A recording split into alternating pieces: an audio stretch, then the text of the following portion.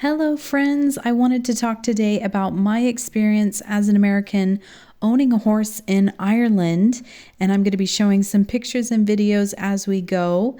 I'll just start by showing some pictures of my riding experience in the States and my horse Kintyre and his little buddy Kryptonite. This, of course, is a reflection of the time I had my horse, which was 2019 to 2022, and the place, which is the outer Cork area, and as well me being on a budget. So everything that I say is, of course, my own interpretation, my own reflection, my own experience, and the costs that I was dealing with during that time. I have been riding horses since I was little, and I have owned horses in Southern California. So the lifestyle was quite different to Ireland. SoCal, of course, is a desert, really. So to go from that to the luscious green fields of Ireland was quite a change. A lot of stables here are these stunning stone buildings with Dutch doors on the stalls and these open, lush grass fields. It's really like going back in time. It's so wonderful. It's such a gorgeous place to keep a horse. Do bear in mind it does rain a lot here, and not many places have indoor arenas. It is a small country, so there's just not a whole lot of room to work with. So the arenas are oftentimes a lot smaller than what I've found in the States. But it's such a beautiful country, and riding a horse around here is just so suiting. It's so perfect. Horse racing is pretty big here, so there's a lot of off-the-track thoroughbreds, similar to in the States.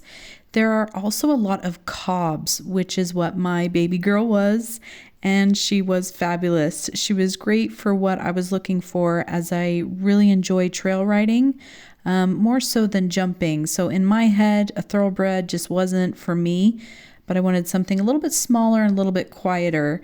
You can find a very nice little cob for a great price, and I think there are a few Arabians, but again, not so common. Same with your quarter horses, paints, Appaloosas. You'll find them, they're just not very common. And of course, there's the absolutely stunning little Connemara ponies. As far as I know, they actually originated in Galway, so they're local. Sadly, I have heard that they're a little bit nutty, but my gosh, do I want one someday. They are gorgeous. There's also the Irish Sport Horse, which is a thoroughbred and a draft cross, as far as I know. And these guys are so freaking cool. Another one I'd love to be saving up for. I did take lessons for a little while here before I decided I wanted my own horse instead. The stable I went to was about 20 minutes drive out of Cork City. It had a small covered arena, and the cost was $20 for a half hour for a group lesson or $30 for the full hour with the group. And a private lesson was $35 for the half hour or $60 for the hour. So just to throw some prices out there. Again, this is stable in particular. I've noticed it's more common here for the horses to be ready before the lesson starts. So they're all groomed and tacked up and ready to go, which maybe is a thing in the States as well. But I know back when I was taking lessons in the States, it was always customary for us to catch our own horse, groom, and tack up before the lesson. I also tried to lease a horse while I was here. Here it's called a share. That was $50 a week for 2 assigned days of the week, but the horse I was leasing was a little bit older, and I still just wanted my own horse and that freedom that you get when it's your own.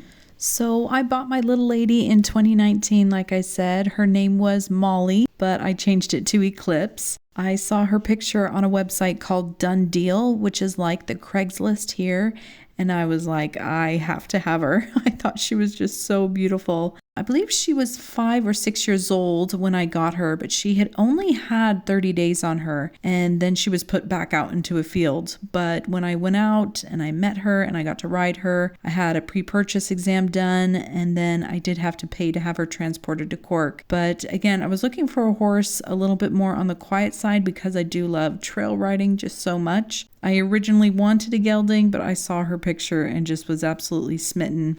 So, of course, her being a mare, she did have her sassy side to her. She could have a little bit of an attitude at times, but that was kind of expected.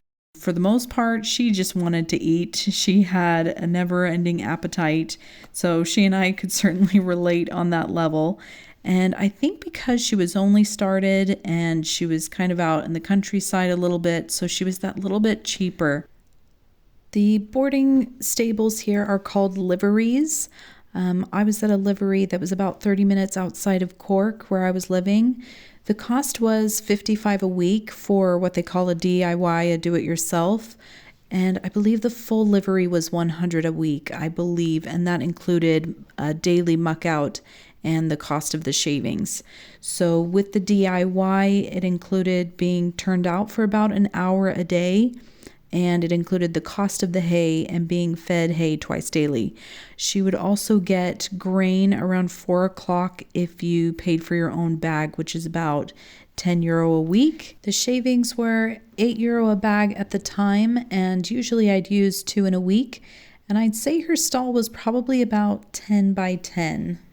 For the most part, I had her barefoot, and the trim was €40 at the time, but she sometimes also wore front shoes, which I think was $60 for the trim and the one set of shoes. And as far as I remember, a lot of the costs were around €60. So her having her teeth floated was around $60. Her having a chiropractor visit was around $60. Vet and vaccine visit. So that was kind of the rule of thumb, was about €60. The job I was working at the time was 12-hour days. So on the days that I was working, there was just no way I had the energy to go up to her. And I really just didn't like her sitting in her stall all day. So I actually preferred her to be ridden every day. So it worked out nicely. I did have her out on a lease or a share again.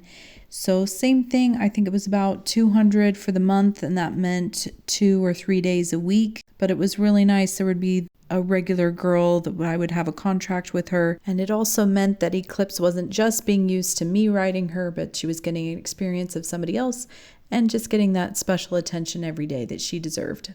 Some differences that I found with owning a horse in Ireland versus in America: all horses in Ireland have to have a microchip and a passport.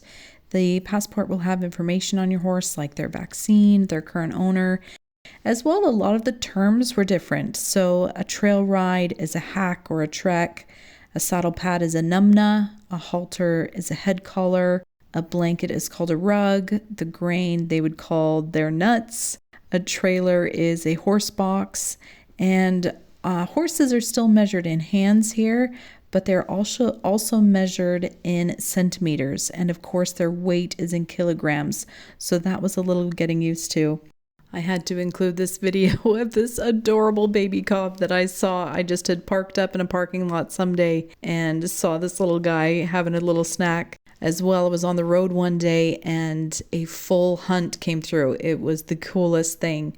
But I'm going to show some pictures as well of some Facebook groups that are really fantastic to join if you come out here. And as always, I hope you found this somewhat helpful. And thank you so much again for watching.